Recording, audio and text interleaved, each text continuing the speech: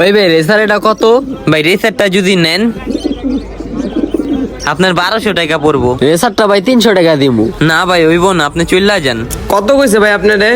তাই তো ভাই 1200 টাকা কইছি। ভাই 220 টাকা রাউন্ড জানি ভাই। ভাই দেখেন আমি রেসারটার দাম চাইছি 1200 টাকা, আর আপনি কোন আক্কলে কইতাছেন 200 টাকা।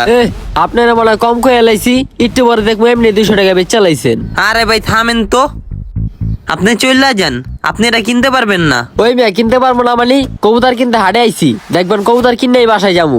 ভাই কিনতে পারবেন, একটা কথা কি, আমি পাইকান না, আমি কবুতর পালক।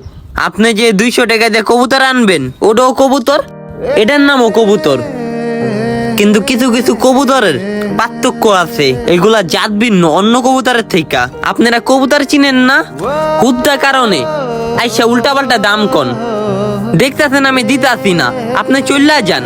আপনার কারণে এই লোকটা সাহস পাইছে 200 টাকা বলার। যে লোকটা কবুতর চিনে ওই লোকটার না ধ্যান তো, এটা কি 200 টাকার কবুতর?